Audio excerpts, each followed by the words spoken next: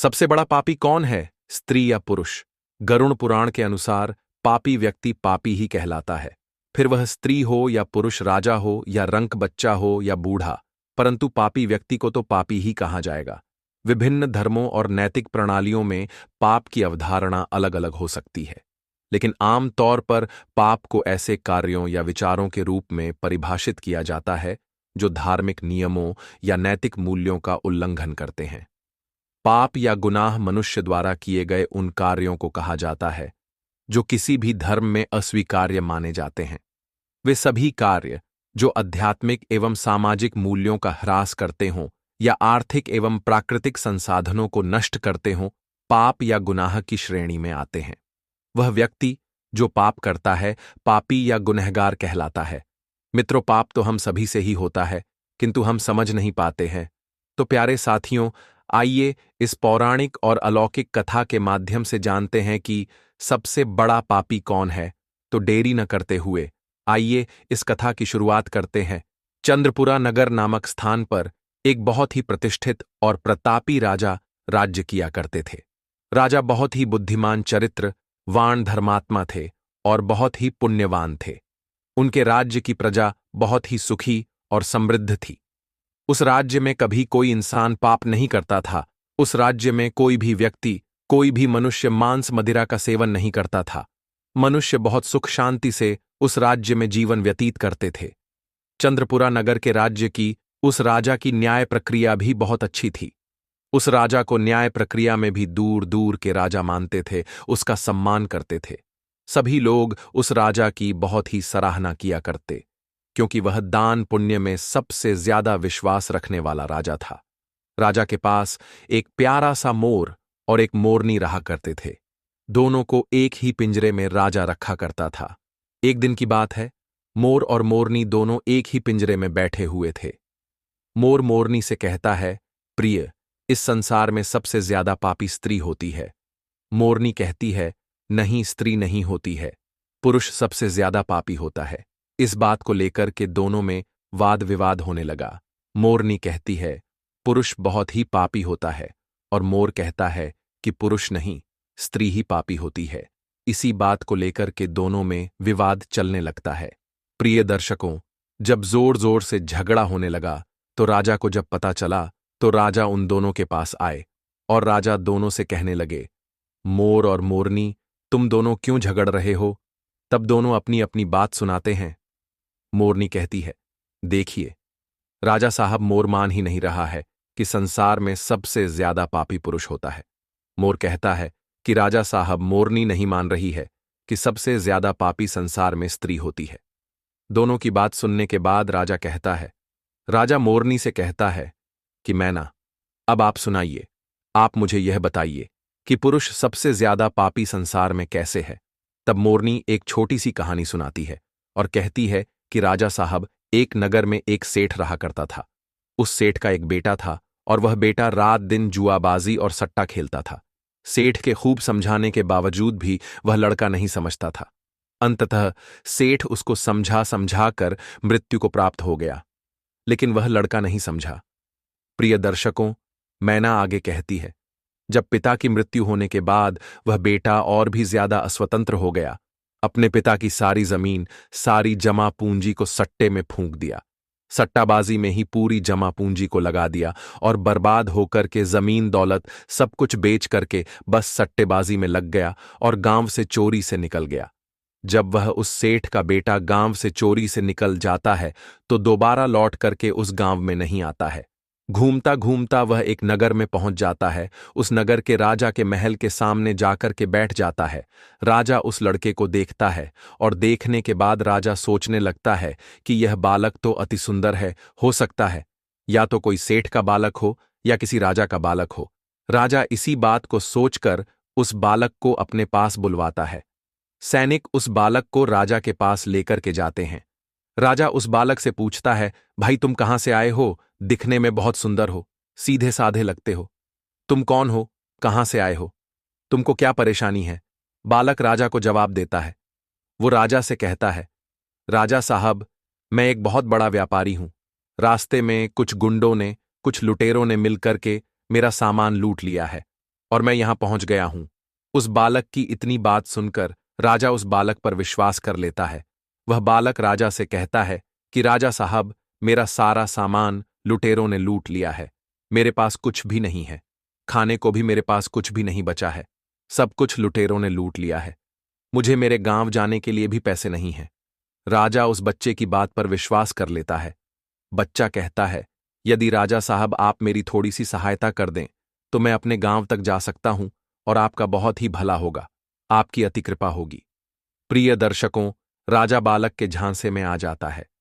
राजा सोचने लगता है कि बालक व्यापारी है और बहुत सुंदर भी है। उस राजा का कोई बालक नहीं था, सिर्फ एक पुत्री थी। वह राजा सोचने लगा कि मेरी मृत्यु के बाद मेरे राज्य को यह बालक बहुत आराम से संभाल सकता है, क्योंकि बालक सुंदर भी है और ज्ञानी भी है, व्यापारी भी है। यही बात सोचकर वह सोचने लगता है कि क्यों ना मैं अपनी बेटी की शादी इस सेठ के पुत्र से करवा दूं और यह मेरा घर जमाई बन करके रह सकता है और आने वाले समय में यह मेरे राज्य को भी संभाल सकता है। यही सोचकर राजा उस सेठ के पुत्र से कहता है, बेटा, मैं अपनी पुत्री की शादी तुम्हारे साथ कर दूं तो तुम्हें कोई आपत्ति तो नहीं है? तो वह सेठ का पुत्र यह बात सुनकर मन ही मन में अंदर ही अंदर बहुत खुश होने लगता है। सेठ का पुत्र राजा से कहता है, हां राजा साहब, मैं तैयार हूं। यदि आपका हुक्म है, आपका आदेश है, तो मैं कैसे मना कर सकता हूं। तब राजा अपनी पुत्री की शादी उस सेठ के पुत्र से करा देते हैं। काफी सारा धन दौलत और दास दासियां देकर अपनी पुत्री को उसके साथ राजा विदा कर देते हैं। प्रिय दर्शकों, जब वह सेठ का पुत्र राजा की पुत्री को लेकर के जाता है तो रास्ते में उन्हें एक जंगल मिलता है।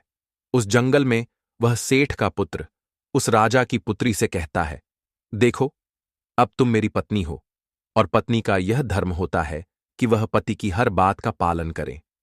अब वह सेठ का पुत्र कहता है, यह घना जंगल है और इस जंगल में लुटेरे बहुत ज्यादा होते हैं। इसी जंगल में मेरा भी सारा सामान लुटेरे लूट के ले गए थे।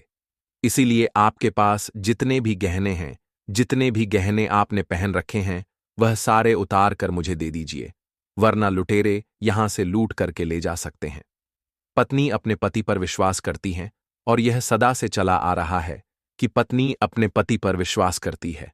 वह पत्नी भी अपने पति पर पूर्ण विश्वास करती थी, तो वह कहती है, ठीक है जी, यदि आप कह रहे हैं तो मैं अपने सारे गहने उतार करके आपको दे देती हूं। वो राजा की पुत्री अपने सारे गहने उतार कर अपने पति को दे देती है। वह सेठ का पुत्र पत्नी के सारे गहने लेकर अपनी कमर में बांध लेता है और राजा ने जितना भी धन दौलत दिया था उन सबको वह एक जगह इकट्ठा कर लेता है और रास्ते में आगे जाकर के वह विश्राम करने के लिए रुकते हैं।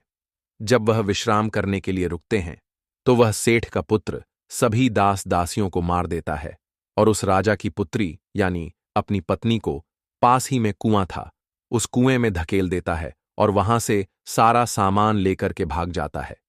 वह सेठ का पुत्र सोचता है कि सबको मार दिया है, पत्नी को भी कुएं में धकेल दिया है, तो पत्नी भी खत्म हो जाएगी और अब मैं इन पैसों से बहुत आराम से अपना जीवन व्यतीत करूंगा। खूब मैं जुआबाजी करूंगा, खूब मैं सट्टा लगाऊंगा। यही सोच करके वह सेठ का पुत्र वहां से सारा सामान लेकर के भाग जाता है। लेकिन उस सेठ के पुत्र की पत्नी कुएं में खत्म नहीं हुई। उसने एक डाल को पकड़ लिया और जोर जोर से चिल्लाती रही कि मुझे कोई कुएं से बाहर निकालो। रास्ते में कुछ लोग जा रहे थे, उन लोगों ने उस महिला की आवाज सुनी और उस राजकुमारी को कुएं से बाहर निकाल लिया। राजकुमारी वापस अपने राज्य में पिता के घर पहुंच जाती है। उस राजकुमारी का पिता उस राजकुमारी से पूछता है और कहता है, पुत्री क्या हो गया, तुम वापस कैसे चली आई? वह राजकुमारी कहती है, पिता श्री, रास्ते में हमें कुछ गुंडे मिल गए थे और गुंडों ने हमारे साथ यह दुर्व्यवहार किया, सभी दास दासियों को खत्म कर दिया और मुझे कुएं में धकेल दिया और मेरे पति का कोई पता नहीं है। वह राजकुमारी पतिव्रता थी, इसलिए उसने उस घटना के बारे में अपने पिता को नहीं बताया। कुछ समय के लिए वह राजकुमारी अपने पिता के घर रहने लगी। कुछ समय निकलने के बाद वह सेठ का लुटेरा पुत्र फिर से उस राजा के द्वार पर आता है, अपने ससुर के राज्य में आता है। वह जितना भी धन लूट करके ले गया था उसने सब कुछ जुआबाजी सट्टाबाजी में उड़ा दिया था। जब एक भी पैसा उसके पास नहीं बचा तो वह सेठ का पुत्र फिर से अपने ससुर के पास आता है। वह सोचने लगता है कि अपने ससुर से जाकर यह कहूंगा कि ससुर जी आप नाना बनने वाले हैं। इस बात को सुनकर ससुर जी मुझे फिर से बहुत सारा धन देंगे और इस धन से मैं फिर से अय्याशी करूंगा। यही सोचकर वह सेठ का पुत्र फिर से उस राजा के द्वार पर आता है, लेकिन उस सेठ के पुत्र को द्वार पर ही उसकी पत्नी मिल जाती है। वह राजकुमारी अपने पति को देखकर पहले तो थोड़ा गुस्सा होती है और बाद में अपने पति को बुलाकर कहती है, देखो जी, मैंने अपने पिता को ऐसी कोई बात नहीं बताई है। मैंने अपने पिता से यह कहा है कि हमें रास्ते में कुछ लुटेरों ने लूट लिया है और दास दासियों को मार दिया है और मुझे कुएं में धकेल दिया है और मेरे पति का कुछ पता नहीं है। यही बात आपको भी मेरे पिता से कहनी है। वह सेठ का पुत्र अपनी पत्नी की इस बात को सुनकर बहुत ही खुश होता है। सोचने लगता है कि मेरी पत्नी तो वास्तविकता में पतिव्रता है, लेकिन कुत्ते की पूंछ को कितने वर्ष भी आप सीधा करके रखो, लेकिन वह टेढ़ी की टेढ़ी ही निकलती है। कुत्ते की पूंछ कभी भी सीधी नहीं हो सकती। इसी तरीके से यह सेठ का पुत्र भी कभी सीधा नहीं हो सकता। यह सेठ का पुत्र फिर से राजा के पास जाता है और पत्नी ने जो बात कही है वही बात राजा से कहता है। सेठ के बेटे की बात पर राजा विश्वास कर लेता है। सेठ के पुत्र अपनी पत्नी से फिर से कहता है कि देखिए, मैं आपको लेने के लिए आया हूं। मुझे अपनी गलती का एहसास है। पता नहीं ऐसा क्या हुआ था मेरे साथ जो मैंने आपके साथ ऐसा व्यवहार किया, लेकिन मुझे अब मेरी गलती का एहसास हो गया है। मैं आपको लेने के लिए आया हूं। आपको कल सुबह ही प्रातःकाल ही मैं यहां से लेकर जाऊंगा। आप तैयार रहिएगा। अब आप जाकर सो जाइए। सारे घर वाले सो जाते हैं। राजा सो जाता है, उसकी पत्नी सो जाती है। वह सेठ का पुत्र आंधी रात को उठता है और राजा की तलवार से राजा की गर्दन काट देता है, अपनी पत्नी की गर्दन काट देता है। सभी को मारने के बाद वहां से काफी सारा धन लूट करके लेकर चले जाता है। इतनी बात मैना राजा को कहती है। राजा मैना की इस बात को सुनकर सोच में पड़ जाते हैं। उसके बाद मोर एक कहानी सुनाता है। मोर भी कहता है कि राजा साहब, मेरी भी एक छोटी सी कहानी सुन लीजिए। तोता त्रिया चरित्र के बारे में राजा को कहानी सुनाता है। त्रिया चरित्र की संपूर्ण कहानी राजा के समक्ष रखता है। मोर कहता है, बहुत समय पहले की बात है। किसी राज्य में एक राजा रहा करता था। वह राजा बहुत ही धर्मात्मा राजा था। उसकी राज्य की चर्चाएं बहुत दूर दूर तक फैली हुई थीं। उस राजा का एक पुत्र था जिसकी उम्र कुछ ज्यादा नहीं थी, 14 वर्ष होगी। वह राजकुमार बहुत ही सुंदर था। राजा उसकी शादी कर देता है। जब राजा ने उसकी शादी की तो राजकुमार मात्र 15 वर्ष का था, तभी उसकी शादी कर दी। राजा भी अब बूढ़ा हो चुका था। एक दिन राजा ने सोचा कि अपने राजकुमार को अब राजा बना देते हैं, क्योंकि उस राजा ने कई शादियां की थीं और पहले के राजाओं में यही नियम था कि राजा जितनी चाहे उतनी शादी कर सकता था। वह राजा अपने पुत्र को राजा बना देता है। उसकी शादी हो चुकी थी और एक नहीं, राजकुमार की 7 शादी हो चुकी थी। राजकुमार की भी 7 रानियां आई हुई थीं। वह राजकुमार जो कि राजा बना था अपना पढ़ाई लिखाई फिर भी कर रहा था। वह रोज विद्यालय पढ़ने के लिए जाया करता था। एक दिन की बात है, जब वह राजकुमार पढ़ने के लिए विद्यालय जा रहा था तो रास्ते में उसे एक पनिहारीन मिली। वह पनिहारीन भी बहुत सुंदर थी। उस पनिहारीन ने राजकुमार से पूछा कि हे राजा, आप रोज कहाँ जाते हैं? वह राजकुमार कहता है कि मैं रोज पढ़ने के लिए, विद्या ग्रहण करने के लिए अपने गुरु के पास जाता हूं। पनिहारीन कहती है, यह तो अच्छी बात है, लेकिन यह बताइए, आपने त्रिया चरित्र पढ़ा है? राजकुमार कहता है कि नहीं। पनिहारीन कहती है कि आप त्रिया चरित्र अवश्य पढ़ो। राजकुमार कहता है कि यह त्रिया चरित्र क्या होता है? पनिहारीन ने कहा कि आप यह बात अपने गुरु से जाकर पूछना और त्रिया चरित्र अवश्य पढ़ना। राजकुमार कहता है कि मैं आज ही जाऊंगा और अपने गुरु से जाकर पूछूंगा कि आपने मुझे त्रिया चरित्र क्यों नहीं पढ़ाई। इतना बात कहने के बाद वह राजकुमार वहां से चल देता है। वह पनिहारीन की बात सुनकर राजकुमार गुस्से में था। उसकी आंखें लाल थीं। वह अपने गुरु को जाकर प्रणाम करता है। गुरुजी ने पूछा कि बेटा क्या हुआ? आज तुम क्रोध में क्यों दिखाई दे रहे हो और तुम्हारी आंखें लाल क्यों हैं? क्या बात है, मुझे बताओ। राजकुमार ने क्रोध में जवाब दिया कि गुरुदेव, आपने मुझे त्रिया चरित्र क्यों नहीं पढ़ाई? ये बात आपने क्यों छुपाई? त्रिया चरित्र के बारे में मुझे बताया क्यों नहीं? गुरु कहते हैं कि बेटा तुम त्रिया चरित्र नहीं पढ़ पाओगे, क्योंकि त्रिया चरित्र पढ़ना खतरे से खाली नहीं होता है, और जब तुम त्रिया चरित्र पढ़ोगे तो उसमें तुम्हारी जान भी जा सकती है।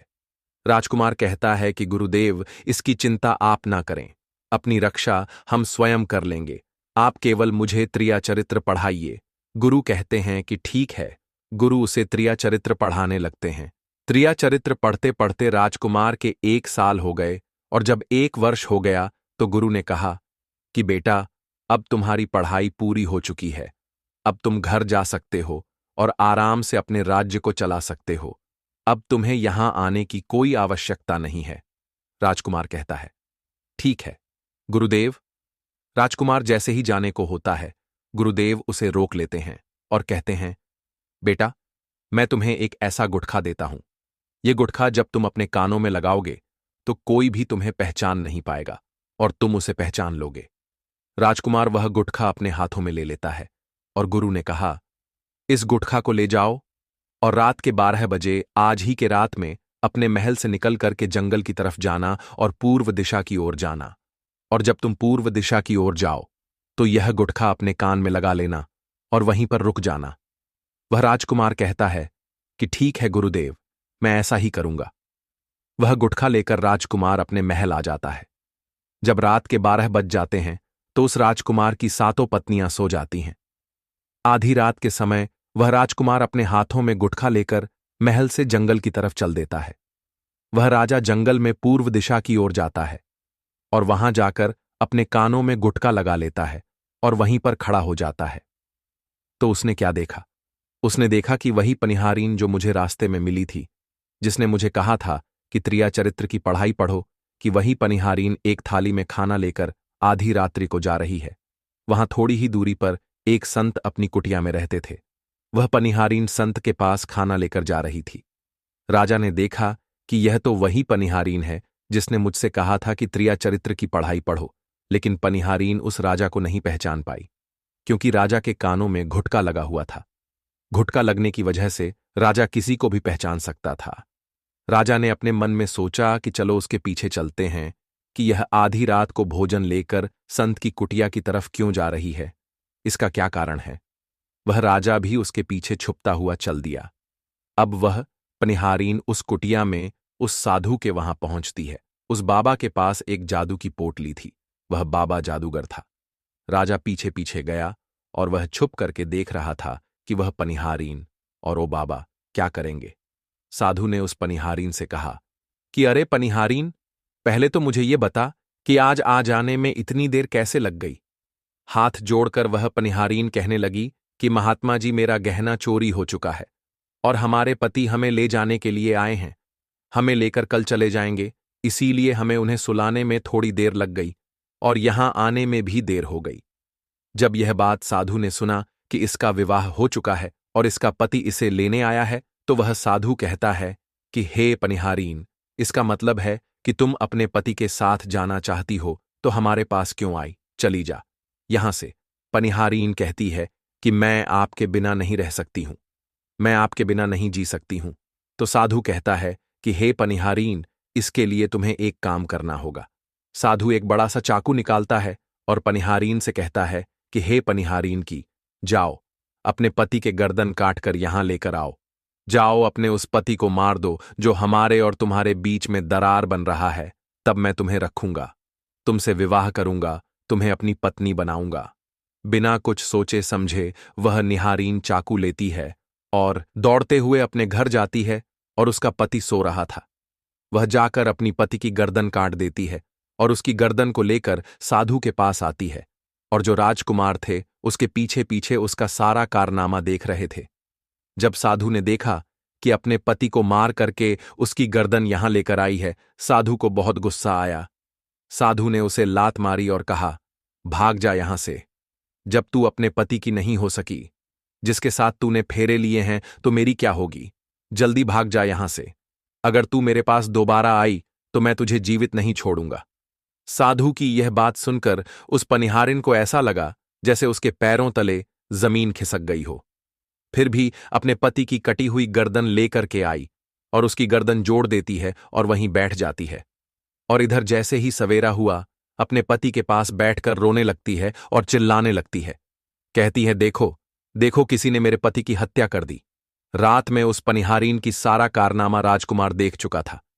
इधर सारे गांव वाले उस पनिहारिन के घर चले जाते हैं और उसके पति की लाश को लेकर गांव के बाहर जाते हैं उसका दाह संस्कार करने के लिए।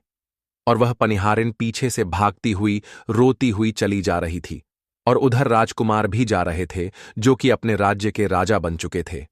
पनिहारिन रोती हुई चिल्लाती हुई पहुंची और कहने लगी, मैं तो सती बनूंगी, क्योंकि अगर जब मेरे पति ही नहीं रहे तो ऐसे जीवन का क्या फायदा, मैं इन्हीं के साथ सती हो जाऊंगी।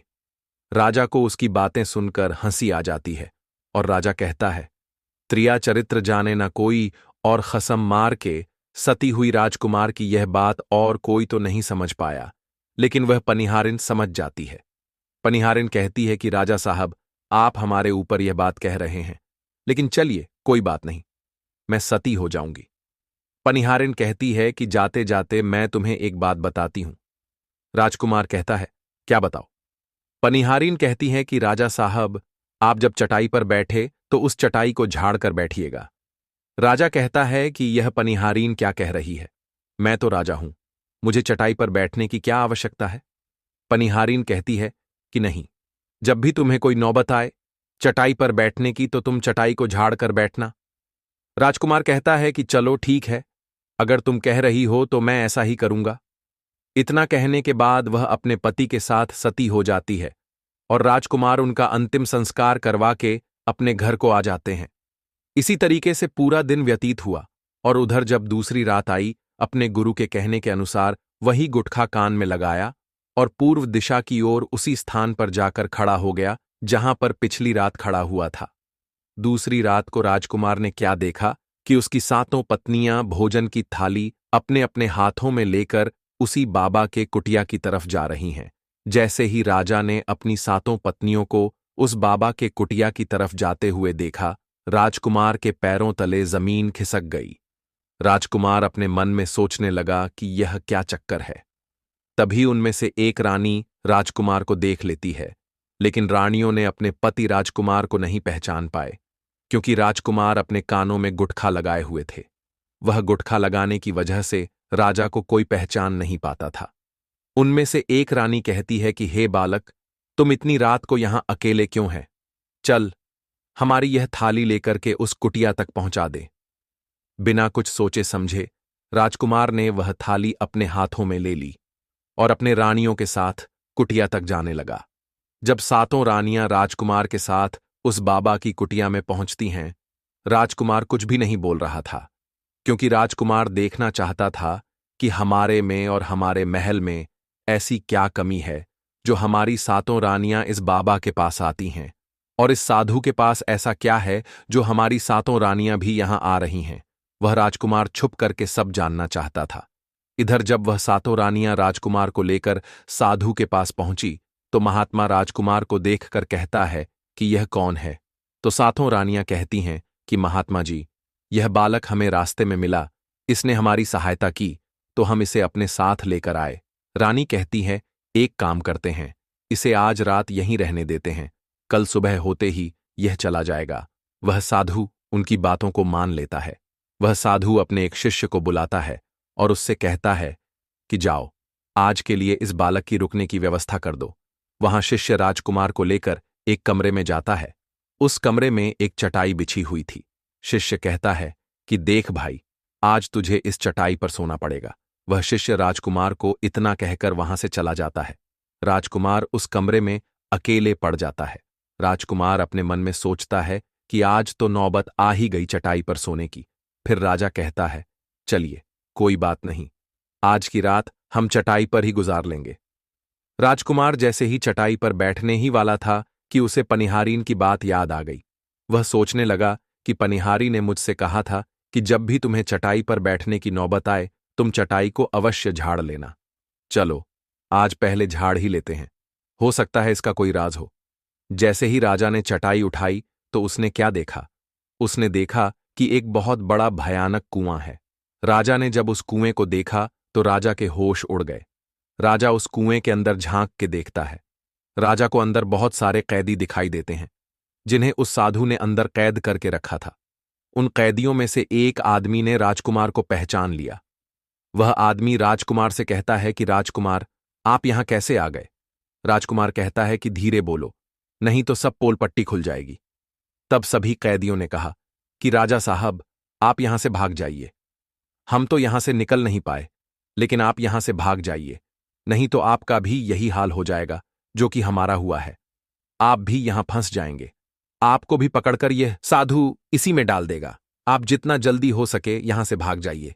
राजा जब उस कमरे के अंदर गया था तो अपने कान में से गुटखा निकाल लिया था, और जब राजा वहां से भागा तो अपने कान में गुटखा लगाना भूल ही गया। राजा को भागते हुए उन रानियों ने और साधु ने देख लिया था। रानियों ने जब राजा को भागते हुए देखा तो रानियां कहती हैं, यह तो हमारे पति हैं। रानियां उस महात्मा से कहती हैं कि महात्मा जी, अब तो हमारी सारी पोल पट्टी खुल जाएगी। यह तो हमारे पति हैं और वह भागे जा रहे हैं। उन्होंने हमें यहां देख लिया है। अब हमारा क्या होगा? वह साधु कहता है कि तुम यहां क्या देख रही हो? जल्दी जाओ और अपने पति को पकड़कर लाओ। वह सातों रानियां राजकुमार को पकड़ने के लिए भागती हुई जाती हैं, लेकिन वह राजकुमार, वह राजा जो था, इतना तेज भागा कि वह अपने महल जा पहुंचा। रानियां घबरा गईं, रानियों के तो होश उड़ गए। रानियां फिर वापस उसी बाबा के पास आती हैं और बाबा से कहती हैं कि महाराज, अब तो हमारे पति हमें जीवित नहीं छोड़ेंगे। हम जैसे ही घर जाएंगे वह हमारी जान ले लेंगे। हे महात्मा, आप हमें बचा लीजिए, इसका कोई उपाय कीजिए। तब जाकर वह साधु उन रानियों को एक जादुई कील देता है और कहता है कि जब तुम महल जाओ तो अपने पति को बहला फुसलाकर उसके माथे में यह कील ठोक देना। यह जादुई कील तुम्हारे पति को भेड़ बना देगा और तुम सातों मिलकर उसे मार देना। बस कहानी खत्म हो जाएगी और तुम सातों रानियां बच जाओगे। सातों रानियां तैयार हो जाती हैं। वह सातों रानियां साधु की बात मान लेती है और जादुई कील लेकर महल आती है। वह सातों रानियां आपस में विचार करती हैं कि राजा सबसे ज्यादा प्रेम सबसे छोटी वाली रानी को करते हैं, तो वह अच्छा रानियां मिलकर जादू वाला कील छोटे रानी को दे देती है और कहती हैं, ये लो, तुम्हारा काम है, तुम किसी भी तरह राजकुमार के सर में यह कील ठोक देना। वह छोटी वाली रानी कहती है कि ठीक है। वह कील छोटी वाली रानी ले लेती है।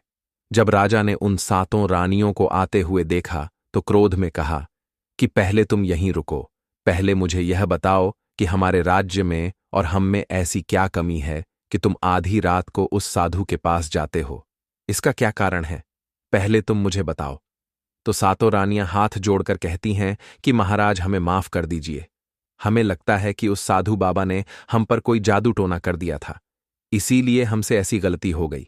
आइंदा ऐसी गलती हमसे कभी नहीं होगी। छोटी रानी की ऐसे बातें सुनकर राजा उनकी बातों को मान लेता है, क्योंकि वह राजा छोटी रानी से बहुत प्रेम करता था। वह राजा भी सोचने लगता है कि शायद उस बाबा ने ही इन पर कोई जादू टोना किया होगा। राजा अपनी सातों पत्नियों को माफ कर देता है और कहता है, ठीक है, तुम अपने कमरे में चली जाओ।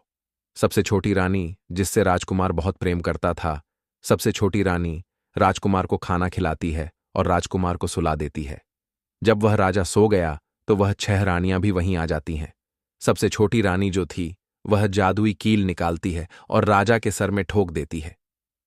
छोटी रानी ने कील जैसे ही ठोका, राजा पूरा तेजी से उठा, लेकिन उतने समय में वह भेड़ बन चुका था। अब उस राजा में इतनी शक्तियां नहीं थीं कि उन रानियों से मुकाबला कर सके। वह सातों रानियां उस राजा को पकड़ने लगीं। राजा फिर भी हिम्मत नहीं हारा। अपनी महल की खिड़की से कूदकर राजा भागते भागते अपने गुरु के पास पहुंच गया और कहने लगा कि हे गुरुजी, मुझे माफ कीजिए, मेरी जान बचाइए, नहीं तो मैं मारा जाऊंगा। गुरु कहते हैं कि हे बेटा, मैंने तुमसे कहा था कि तुम त्रिया चरित्र मत सीखो, इसमें जान भी जा सकती है। अब सीखो त्रिया चरित्र। देखा इसका नतीजा? राजकुमार कहता है, गुरुदेव मुझे माफ कर दो और जल्दी मेरी जान बचाओ, नहीं तो मैं मारा जाऊंगा। मेरी ही पत्नी ने मेरे सर में जादुई कील ठोक दी है, जिसकी वजह से मैं भेड़ बन चुका हूं। गुरु ने जब ध्यान से देखा तो कहा कि वही कील है जो वह साधु ने दिया है। मैं तुम्हें अब नहीं बचा सकता। राजकुमार कहता है कि नहीं गुरुदेव, ऐसा मत कहिए, मैं आपका शिष्य हूं, आपका कर्तव्य है मेरी जान बचाना। तो अब गुरु कहते हैं कि ठीक है बेटा, मैं तुम्हें बचा तो नहीं सकता, लेकिन एक उपाय है। राजकुमार कहता है, क्या गुरुदेव? वह गुरु कहते हैं कि हम तुम्हें तोता बना देंगे, और जब हम तुम्हें तोता बना देंगे तो तुम इंद्रेश राजा के राज्य में चले जाना और वहीं जाकर रहना, क्योंकि इंद्रेश राज्य में वह साधु का जादू नहीं चलता है। वह राजकुमार कहता है, ठीक है गुरुदेव, आप हमें तोता बना दीजिए। वह गुरुदेव उसे तोता बना देते हैं, और वह तोता बनने के बाद वह वहां से उड़ा और इंद्रेश राजा के राज्य में चला गया, जहां पर बहुत सारे तोता रहते थे, वहीं जाकर रहने लगा। और सातों रानियां उस राजकुमार को खोज रही थीं। जब राजकुमार नहीं मिला तो वह फिर से उस बाबा के पास जाती हैं और कहती है कि बाबा जी, वह राजकुमार तो भाग चुका है, आप अपनी पोटली निकालिए और देखिए कि वह कहाँ है। वह महात्मा अपनी पोटली खोलता है और देखने लगता है कि वह राजकुमार तोता बनकर के इंद्रेश राजा के राज्य में रह रहा है। वह साधु यह सारी बात रानियों को बताता है, तो रानियां कहती हैं कि हे स्वामी, अब क्या करें? वह साधु कहता है कि अब तुम अपने राजमहल में जाओ और जाकर के घोषणा कर दो कि जो भी तोता पकड़ करके लाएगा हम उसे 5 सोने के सिक्के देंगे। वह सातों रानियां अपने महल पहुंचती हैं और वहां पर घोषणा कर देती है कि सभी बहेलियां से कह दो कि जो भी तोता पकड़ कर लाएगा हम उसे 5 सोने के सिक्के देंगे। उस राज्य के जितने बहेलियां थे तोता पकड़ने के लिए चारों तरफ घूमने लगते हैं, और जो भी तोता पकड़ते लेकर के रानी के पास जाते और 5 सिक्के लेते और वहां से चले जाते, और वह सातों रानियां उस तोते को मार देती। ऐसे ही धीरे धीरे बहुत समय निकल गया, और यह राजकुमार जो तोता बनकर जहां गया था वहां सारे तोताओं से बहुत अच्छी अच्छी बातें करता था, उन्हें बहुत ज्ञान की बातें बताता था। तो सारे तोता को लगा कि यह तोता तो बहुत समझदार है, यह तोता तो बहुत अच्छी अच्छी बातें करता है, इसे हम अपना राजा बना लेते हैं। सभी तोता मिलकर के उसे राजा बना लेते हैं। वह राजकुमार सभी तोताओं का राजा बन जाता है और वहीं छुप कर रहने लगता है। एक बहेलिया तोता पकड़ते पकड़ते इंद्रेश राजा के राज में पहुंच जाता है, और वह उसी पेड़ के पास पहुंच जाता है जहां पर वह राजकुमार तोता बनकर छुपकर रहता था। जब उस बहेलिये ने इतने सारे तोते को देखा तो अपने मन में सोचा कि अगर हम इतने सारे तोते पकड़कर रानी के पास ले जाएंगे तो हमें बहुत सारे सोने के सिक्के मिल जाएंगे। लेकिन वह बहेलिया सोचता है कि हम इतने सारे तोताओं को पकड़ेंगे कैसे? जिस पेड़ पर वह तोता रहते थे वह पेड़ गोंद वाला था। जैसे ही सुबह हुआ उस पेड़ से सारे तोता उड़कर दाना पानी के लिए बाहर चले जाते हैं, और इधर बहेलिया क्या करता है, अपने चाकू से पेड़ पर चारों तरफ कट लगा देता है, जिससे कि पेड़ से बहुत सारे गोंद निकल जाते हैं। पेड़ के चारों तरफ गोंद ही गोंद हो जाते हैं। अब बहेलिया सोचता है कि जब भी वह सारे तोते आएंगे इस पेड़ पर बैठेंगे, वह सभी इस पेड़ में चिपक जाएंगे और मैं आसानी से उन्हें पकड़कर लेकर चला जाऊंगा। बहेलिया वहीं छिप करके देखने लगा, और जब शाम हुआ सारे तोता वापस आए, और वह तोता जैसे ही पेड़ पर बैठे सभी का पैर उस पेड़ में चिपक गया, क्योंकि पूरे पेड़ में गोंद ही गोंद लगा हुआ था। अब तो सारे तोते परेशान हो गए, उसमें राजकुमार भी जो तोता बना हुआ था वह भी चिपक गया था। सारे तोते राजकुमार से कहते हैं, क्योंकि सारे तोते राजकुमार को अपना गुरु मानते थे, कि आप कुछ भी सोचो, हम सबको बाहर निकालो, नहीं तो सुबह तक वह बहेलिया आएगा और हमें पकड़ कर लेकर चला जाएगा। वह राजकुमार कहता है कि तुम बिल्कुल चिंता ना करो, जब वह सुबह बहेलिया आएगा तो तुम सभी ऐसा करना कि उस बहेलिया को लगे कि सारे तोते मर चुके हैं, और जब सभी तोते को पेड़ से छुड़ाकर नीचे फेंक दे तो सभी उड़कर भाग जाना। सभी तोता कहते हैं, ठीक है गुरुदेव। सुबह हुआ, जैसे ही बहेलिया पेड़ के पास पहुंचा सभी तोता ऐसे लटके हुए थे जैसे कि वह सभी मरे हुए हैं। जब बहेलिया तोतों को देखा तो सोचा कि अरे क्या हो गया, ये तो सभी मर गए, अब हमें सोने के सिक्के कैसे मिलेंगे? फिर बहेलिया ने सोचा कि चलो अब इन्हें छुड़ा ही देते हैं, इतना तो उपकार इन पर कर ही सकते हैं।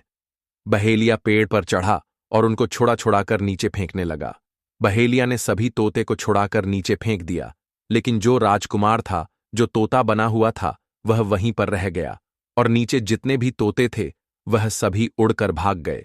बहेलिया ने सोचा, अरे यह क्या हुआ, इस पर तो सिर्फ एक ही तोता है जो कि मरा लटका हुआ है, और जितने तोते को मैंने छुड़ाकर नीचे फेंका वह सभी उड़कर भाग गए। बहेलिया ने सोचा, इसका मतलब यह सारे तोताओं ने मिलकर मेरे साथ धोखा किया है। अब वह राजकुमार जो था, जो तोता बना हुआ था वही सिर्फ पेड़ पर लटका हुआ था। वह बहेलिया कहता है कि यह सब तुम्हारी चाल है।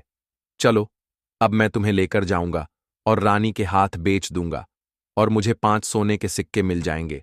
और इधर वह बहेलिया उस तोता को बेचने के लिए रानी के पास जाने लगता है। रास्ते में वह तोता कहता है, जो कि राजकुमार था, वह बहेलिया से कहता है कि तुम मुझे कहाँ ले जा रहे हो? तो वह बहेलिया कहता है, मैं तुम्हें बेचने के लिए रानी के पास ले जा रहा हूं। अगर मैं तुम्हें वहां बेचूंगा तो मुझे 5 सोने के सिक्के मिलेंगे। वह राजकुमार कहता है कि मैं अगर तुम्हें 1000 सोने के सिक्के दिलाऊं तो क्या तुम मुझे नहीं बेचोगे? बहेलिया कहता है, तुम्हें बेचना तो है ही, लेकिन तू मुझे 1000 सोने के सिक्के कैसे दिलाएगा? वह तोता कहता है कि राजा सुखवाल के यहां एक बहुत बड़ा मेला लगता है, तुम मुझे वहीं बेच दो, मोल मैं स्वयं बताऊंगा। वह बहेलिया उस तोते की बात मान लेता है और रानी के पास बेचने की जगह वह सुखवाल राजा के राज्य में उसके मेले में तोता को बेचने चला जाता है। और सुखवाल राजा के राज्य में यह नियम था कि अगर किसी व्यक्ति का सामान शाम तक ना बिके तो वह राजा स्वयं आकर उसे खरीद लेता था। वह बहेलिया उस तोते को लेकर बाजार में पहुंचा हुआ था। जब भी कोई व्यक्ति उस तोते को खरीदने आता तो वह पूछता कि यह कितने का है। तो बहेलिया कहता है कि तोता अपना दाम स्वयं बताएगा। तो वह तोता अपना दाम इतना बता देता कि कोई भी व्यक्ति उसे खरीद ही नहीं पाता। ऐसे ही करते करते शाम हो गया। अब शाम हो गया था। सभी अपने अपने दुकान लेकर चले गए। सभी का दुकान उजड़ गया था। बस एक बहेलिया और एक तोता ही रह गए थे। इधर राजा ने अपने सिपाहियों को आदेश दिया कि जाओ देख कर आओ, किसी का सामान तो नहीं रह गया है। जब राजा के सिपाही आए तो उन्होंने देखा कि एक बहेलिया तोता को लेकर बैठा हुआ है। सिपाही बहेलियों से कहते हैं कि हे बहेलिया, तुम्हारा यह तोता क्यों नहीं बिका? तुम इसे कितने में बेच रहे हो? तो वह तोता कहता है कि जो इन्हें 1000 सोने के सिक्के देगा वही मुझे खरीद पाएगा। उस तोते की बात सुनकर वह सिपाही आश्चर्य में पड़ जाते हैं। वह सोचते हैं कि अरे, यह तोता तो अपना मूल्य स्वयं बताता है। वह सिपाही राजा के पास जाते हैं और राजा को सारी बात बताते हैं और कहते हैं कि एक बहेलिया एक तोता लेकर बैठा हुआ है, लेकिन वह तोता अपना मूल्य स्वयं बताता है। वह इतना महंगा बताता है, शायद इसीलिए उसे कोई खरीद नहीं सका। राजा सिपाहियों से पूछता है कि वह तोता अपना मूल्य कितना बता रहा है। तो सिपाही कहते, महाराज, वह तोता अपना मूल्य स्वयं 1000 सोने के सिक्के बता रहा। तब महाराज जी कहते हैं, जाओ और उस तोते को ले आओ मेरे पास। फिर उस तोते को महाराज जी के समक्ष लाया जाता है। फिर महाराज जी उस तोते से पूछते हैं कि हे सुख, तुम कौन हो? तुम्हारे अंदर एक अलग ही आभा है। तुम कोई आम तोते जैसे नहीं हो। अवश्य ही तुम्हारे अंदर कोई रहस्यमयी राज्य छिपा हुआ है। तब तोता राजा से कहता है, हाँ राजन, मैं कोई आम तोता नहीं हूं। मैं आपको अपने बारे में बताना चाहता हूं, किंतु मुझे आपसे एकांत में बात करना होगा, तभी मैं आपको बता सकता हूं, अन्यथा मैं बताने में असमर्थ हूं। फिर राजा उस तोते को लेकर अपने कमरे में ले जाते हैं। तब वह राजा तोते से कहने लगता है, हे तोते, जो भी तुम बताना चाहते हो बता दो मुझे, मैं अवश्य ही तुम्हारे समस्या का समाधान करूंगा। तब वह तोता बहुत दुखी हो जाता है और कहने लगता है, हे राजन, मैं कोई आम इंसान नहीं हूं। मैं भी आप ही की तरह चंद्रपुरा राज्य का सम्राट था और खुशी खुशी अपनी 7 रानियों के साथ जीवन व्यतीत कर रहा था। किंतु मेरी रानियां बहुत ही धोखेबाज निकलीं और एक साधु के चक्कर में मुझे भेदिया बना दिया। उसके कहने पर मुझे एक जादुई कील से मत्थे पर मार दिया, जिसकी वजह से मेरा यह हाल हो गया है। और अपना सारा वृत्तांत राजा को सुनाते हैं। राजा उस तोते की बात सुनकर बहुत ही दुखी होते हैं। फिर कहने लगते हैं, कोई बात नहीं, तुम बिल्कुल भी चिंता ना करो। इसके लिए मेरे पास एक उपाय है। मेरे पास एक जादुई कलम है, जिसकी सहायता से मैं तुम्हें फिर से राजा बना दूंगा। फिर वह राजा इंद्रेश कलम डुलाते हैं और कलम डुलाते ही फिर से राजकुमार बन जाता है। तब राजा इंद्रेश कहते हैं, हे चंद्रपुरा, नरेश, तुम हमेशा ध्यान देना, कभी भी किसी व्यक्ति पर भरोसा मत करना, शिवाय अपने माता पिता के और अपनी पत्नियों पर तो बिल्कुल भी नहीं, क्योंकि इसके पहले भी तुमने एक बार अपनी पत्नियों आंख मूंद कर भरोसा किया था और यह उसी का अंजाम था जो तुम भुगत रहे थे। इसलिए मैं तुम्हें आगाह कर रहा हूं। फिर राजा इंद्रेश उस राजा को खुशी खुशी उनके राज्य अपने सैनिकों के साथ भेजवा देते हैं। तब चंद्रपुरा नरेश अपने पत्नियों को महल से निकलवा देते हैं। पाप व्यक्ति के कर्मों और विचारों पर निर्भर करता है। स्त्री या पुरुष में से कोई भी स्वाभाविक रूप से पापी नहीं होता है और सभी मनुष्यों को कर्मों और विचारों के लिए व्यक्तिगत रूप से जिम्मेदार ठहराया जाना चाहिए। कुछ ईसाइयों का मानना है कि अहंकार सबसे बड़ा पाप है, क्योंकि यह ईश्वर की तुलना में खुद को अधिक महत्व देने का प्रतीक है। कुछ अन्य पापों में शामिल हैं झूठ बोलना, चोरी करना और दूसरों को नुकसान पहुंचाना है। तो साथियों, आशा करता हूं कि यह वीडियो आपको अच्छे से समझ आ गई होगी।